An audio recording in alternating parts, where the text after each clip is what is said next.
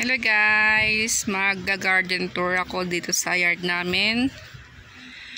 Yan, malalaki na mais namin. May mga bunga na din. Diba? Ano to, sweet corn tsaka kulay puti. Yan. Tapos dito sa may part na to, meron cherry tomato katulad last year. Cherry tomato pero chocolate yung yung panang kamatis. Ayan o. Itsura niya kasi kaya tinawag na chocolate. Yung kulay niya pag nahilog na brown. Di ba ang chocolate brown pag gano. Kaya ang kamatis niya pag nahinog brown. Then may talong naman dito. Nag-umpisa pala magbulaklak. Tapos yan, snow peas, ang daming bunga. Yan o, di ba? Kasi pag mamunga niyan, tapos pag yung bungang maliliit, ang bilis lumaki. Kailan ko lang pinitasan yun na nakarang araw. Ito yung ganitong klaseng bunga na maliit. Isang araw malalaki na yan, katulad ng ganito. Ito. Ayan. Ang daming bunga. Pwede nang ihalo sa pansit o kaya panlagay sa ulam. Tapos mayroon din green onion. Nagbubulaklak na nga ito. Diba? No. Flower yan, flower. Say green onion. Green onion. Ang galing ah. Green onion. Oh, green onion. Yes, green onion. Green onion. Oo. Green onion. Strawberry. Andun yung strawberry doon. Green fish siya. Snow fish yan. Ayan.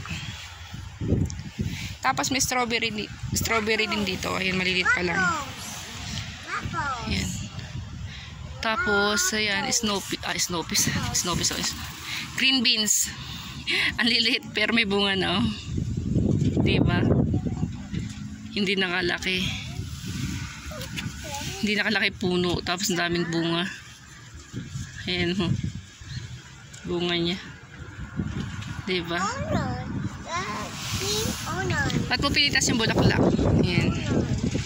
Mga green beans yun sa gilid na yun. Silera. Tapos ito, strawberry naman. Tapos dito sa may party na to, yung mais.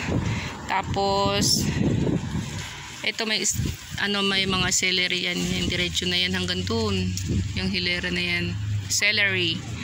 Tapos meron ako mga strawberry din dito.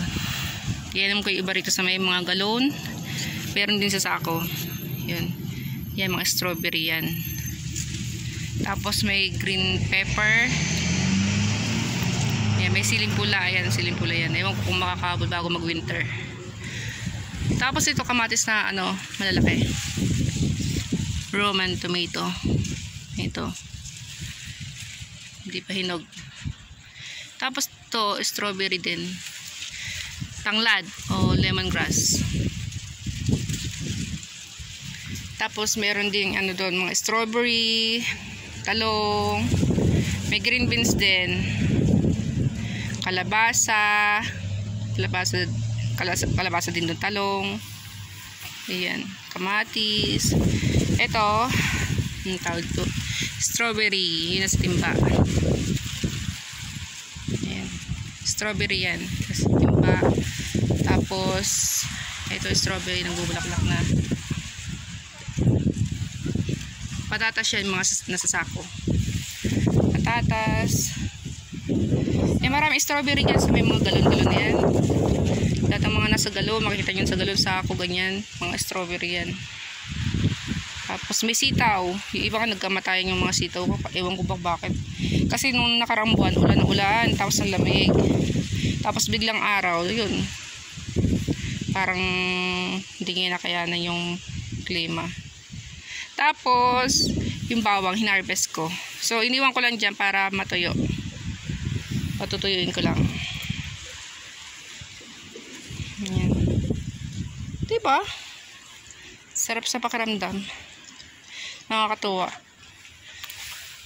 Na mayroong akong maaga ko tinanim to eh. Spring pa lang tinanim ko na. Ayan. So ngayon naagaan ko magtanim kahit na before mag fall o mag frost, kailangan ko magtanim ng bago kasi kahit na malamig o winter na, hindi masisira yung yung bawang sa lupa. Tapos by next year, pagdating ng spring, puso na siyang tutubo.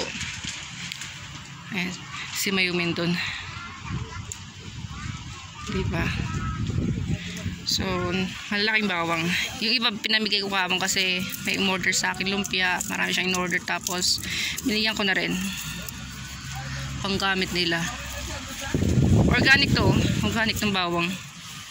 So, hindi ko akalain na ganyan ang laman niya. Tapos yan, mayroong ding patatas dito. Ayan, strawberry. Tapos, yan, carrots to. Iba, hinarvest ko na yung mga carrots.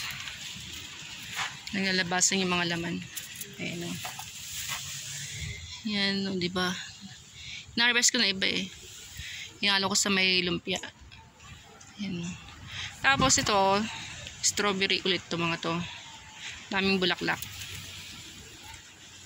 Ayan, diba?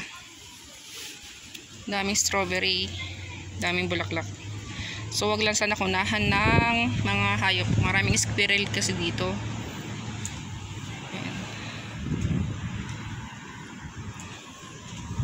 Ano yan? Si Bulilit. What's that? Hindi ko alam ano yan. Kinuha mo. Namitas kaya ito ng bunga. So, yan guys. Hanggang sa muli. Salamat.